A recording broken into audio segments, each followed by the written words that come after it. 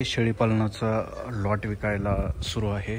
शेळीपालनाचा lot म्हणजे जास्त करून तर बोकड आणि पाटरे, कोंबडा काय दुपार झाली तरी बाग द्यायला। तर ह्या कप्प्यामध्ये जे आहे ते विकण्यासाठीचे पाटरा आणि बोकडे आहेत। आणखी यांचं वजन जवळपास 15 ते 18 किलोचं असेल, पण ज्यावेळेस यांचं वजन हे जवळपास 25 ते 30 किलो होतं त्यावेळेसच आम्ही यांना विकतो। आणि साधारणतः तुम्हाला शेडमधून 400 ते 450 रुपये किलोने सध्याच्या कंडिशननुसार देण्यात येईल। हे भाव परत कमी जास्त पण होऊ शकतात, म्हणजे ते फिक्स नाही।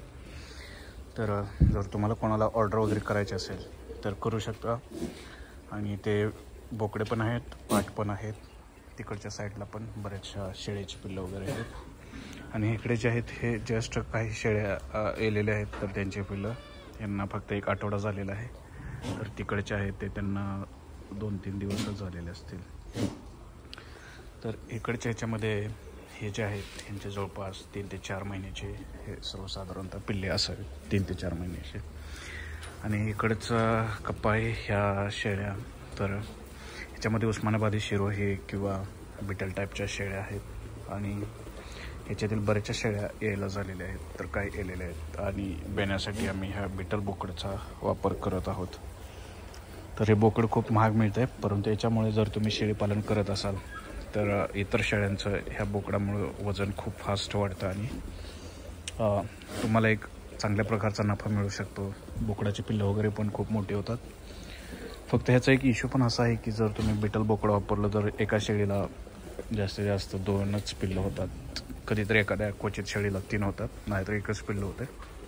परंतु ते पिल्लाचं वजन वगैरे एकदम खूप स्ट्रॉंग आणि क्वालिटीचं असते, त्यामुळे तुम्हाला मार्केट भाव जास्त येतो। आम्ही तर सध्या शेडमध्येच हे घरच्या घरी विकतो, परंतु कधी कधी जर तुम्ही हेच बोकड बाजारामध्ये वगैरे घेऊन गेला तर तुम्हाला तिथे नक्कीच चांगला भाव मिळेल।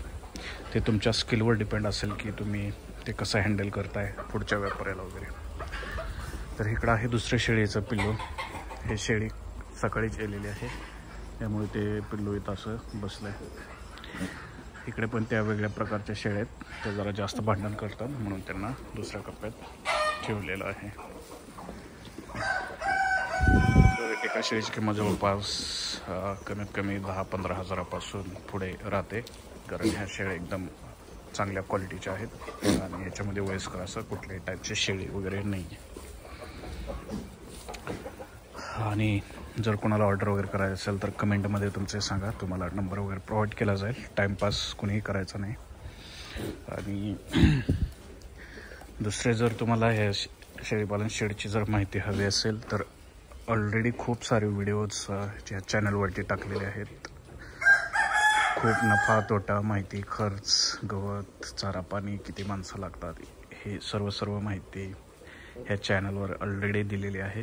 तुम्हाला फक्त चॅनलला सबस्क्राईब करायचं आहे किंवा त्या चॅनलमध्ये जाऊन तुम्हाला ते व्हिडिओज बघायचे आहेत। तर यूट्यूब कधी काही व्हिडिओ व्हायरल करत नाहीत किंवा जास्त लोकांपर्यंत जाऊन देत नाही, त्यामुळे ते व्हिडिओ तसेच राहतात। त्यामुळे मला कधी ते व्हिडिओ डबल पण बनवावे लागतात।